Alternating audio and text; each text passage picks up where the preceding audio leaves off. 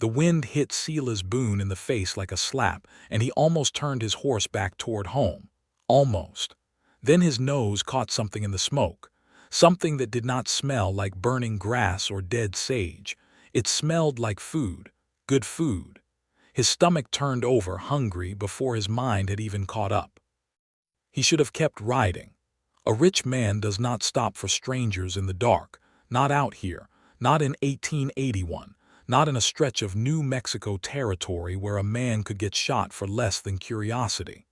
But his horse had already turned toward the smell, as if the animal knew something Silas did not. He came around the red rock and found her kneeling by a small fire, one hand stirring a pot, the other pulling her boy closer against the cold. She did not jump. She did not scream. She looked up at this stranger on his fine horse in his fine coat, and she went right on stirring her pot like he was nobody at all. Silas stared. Then he laughed, short and sharp, the kind of laugh that comes out before a man decides to let it. "You're not scared of me," he said. "It was not a question." "Should I be?" she said, not looking up. That was the moment his hand stopped moving on the reins. A woman alone, out here, with a child, staring down a stranger 3 times her size on horseback like he was the one who ought to explain himself. Silas Boone owned more cattle than any man in 40 miles. Men twice her size touched their hats and stepped aside when he rode through town. This woman had not even stood up. He swung down off his horse before he decided to do it, boots hitting the hard dirt with a sound that seemed too loud in the quiet. "Ma'am," he said, "you know who I am." "No," she said, "and right now I don't much care. This stew needs stirring or it'll stick." And she turned her back to him, turned her back on Silas Boone, the richest rancher for 40 miles, to save her supper from burning. He should have been angry. A lesser man would have been angry. Instead, something cracked open in his chest, something he had not felt in 5 long years since his wife died, something he could not yet name. The smell rose up from that little pot again, rich and warm, cutting through the cold desert air like a lit lamp cuts through a dark room.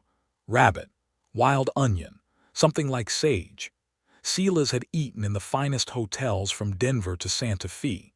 He had never smelled a stew like this one, made by a woman kneeling in the dirt with a fire built from scraps and a child shivering at her side. "Who made this?" he asked, and his voice came out lower than he meant it, almost like he was asking something else entirely. The woman looked up at him at last, firelight catching the tiredness in her eyes, and said nothing for a long, long moment. Her name was Elizabeth Cole. She did not want to tell Silas her story, but the fire was warm and the night was cold, and maybe that is why the words came out of her at all. Her husband had come out from Missouri 2 years back. He had big dreams and a small piece of land, and for a while those dreams looked like they might come true. Then in the spring his horse threw him and dragged him, and he died in the dirt before help could reach him. Elizabeth had a wagon, 1 mule, a trunk of clothes, and her mother's old iron pot. She thought that would be enough to hold onto the land. She was wrong. The land had never been proved up right. Some trouble with papers at the land office. A neighbor wanted the water on that land, and once her husband was gone, nobody stood in his way anymore. The law came and gave her 11 days to leave, 11 days to pack up a life. "Folks in town wouldn't hire me," Elizabeth said, staring into the fire instead of at Silas. "A widow with a child is trouble to most men. Shame to most women too, I've found. I can cook. I can sew. I can work harder than most men I've met, but nobody wants what I'm carrying with me." She meant her son, Thomas, sitting quiet beside her. The boy watched Silas the way a child watches a stranger he has learned not to trust. He had seen too many doors close on his mother's face already.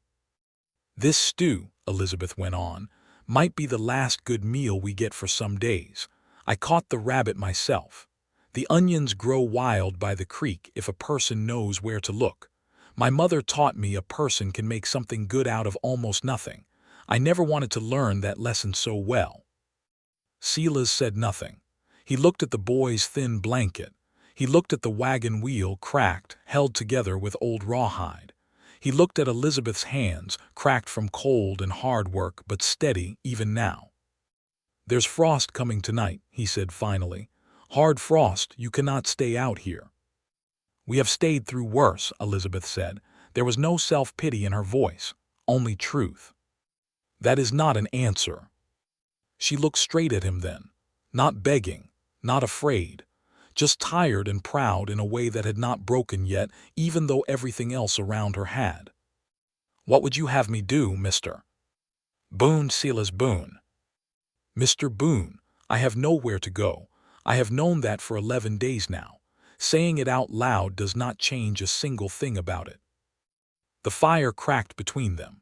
Somewhere out in the dark, a coyote called, and another one answered back, and Elizabeth Cole waited to hear what this stranger would say next. Silas Boone sat by that fire longer than any sensible rancher should sit in the falling cold. He turned something over in his mind, slow, the way a man turns over a stone to see what lives underneath it. He thought of his own wife, 5 years gone now, buried on a hill behind his ranch house, looking out at mountains she had loved. He thought of the baby son they lost before the boy ever drew a full breath, before anyone even got to give him a name. He thought of his big house, waiting for him right now, with 7 empty rooms and a kitchen where old Ramon cooked plain beans and salt pork, because nobody had asked him to cook anything better in years. He thought of something his father told him once, long before the ranch was anything but a dream and a piece of paper. A man is not measured by how much land he holds. He is measured by what he does with it and who he does it for. "Mrs. Cole," Silas said at last, "I have something to offer you. I would ask that you hear it before you say no." Elizabeth's spoon went still over the pot. "My cook is old and his beans are terrible," Silas said. Something close to a smile crossed his weathered face, the first one all night. "My house has more rooms than I know what to do with. My kitchen has not smelled like anything worth eating since my wife passed. I'm offering you work, ma'am. Cook for my hands, cook for my house. Fair wages, a roof, a room for your boy. And no man on my land will trouble you or judge you for what you carry. I will see to that myself." Elizabeth stared at him. The fire cracked and threw shadows across her tired face. "You do not know me," she said. "You do not know if I am honest, or hardworking, or fit to be trusted inside your house. I know you made the finest stew I have smelled in 20 years riding this territory," Silas said. "You made it out of 1 rabbit and wild onions in the middle of nowhere, with a frost coming and a child depending on you. I know you did not beg me for one single thing tonight, though you had every right to. I have hired grown men on far less than that." Thomas, the boy, looked back and forth between his mother and the rancher. Something in his small, careful face began, very slowly, to loosen. Elizabeth looked down at the pot, then at her son, then at the dark road behind them, the one that led nowhere, then at the dark road ahead, the one that might, just might, lead somewhere. "I would need to see it," she said quietly, "before I could believe any of it is real." "Then come see it," Silas said. He stood up. He held out his hand, not to order her, to help her rise the way one equal helps another. Elizabeth Cole came to the Circle B ranch that night. She brought her son, her old mule, her cracked wagon wheel, and her mother's iron pot. She never left again for the rest of her days. The ranch hands looked at her sideways at first. Men who work cattle do not trust change easy. But that kind of doubt does not last long against a woman who rises before dawn, with biscuits and coffee and eggs ready before the men even stumble out to the corral. It does not last against stew like hers either, made now with beef instead of rabbit, but built the same way, out of hard-won knowledge of how to make something rich from what the land gives. Old Ramon, the cook before her, cried with relief the day Elizabeth took over the kitchen. He stayed on gladly, as her helper now instead of the one in charge. He taught her his tricks with chili and corn. She taught him hers with wild herbs and roots. Neither one felt smaller for it. Thomas grew brown and strong under that wide sky. First he chased chickens. Then he chased calves. Years later, he rode fence alongside men who once looked at his mother with doubt in their eyes and now called her, with real warmth, the finest cook between Santa Fe and the Texas line. Silas Boone found in time that his big house did not feel so empty anymore. The warmth from that kitchen crept into rooms that had gone cold since his wife passed. He learned something too. A man's fortune, no matter how large, means little if there is nobody to share a meal with at the end of a long, hard day. He did not speak of love for a long while. Neither did Elizabeth. There was too much pride in her, too much caution earned the hard way, for either one to rush towards something they were both afraid to lose.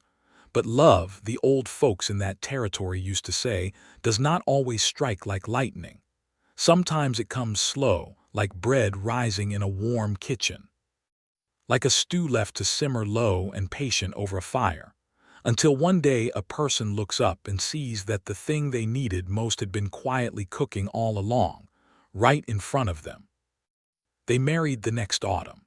It was exactly 1 year from the night Silas Boone rode home late and followed the smell of wood smoke to a small fire in a hollow, where a woman with nowhere left to go was making something good out of almost nothing. Folks in that part of New Mexico territory told this story for years after, around their own fires on cold nights to their own children. They told of the rich rancher who asked the stranger who made the stew and could not ride away once he saw the truth of her circumstance.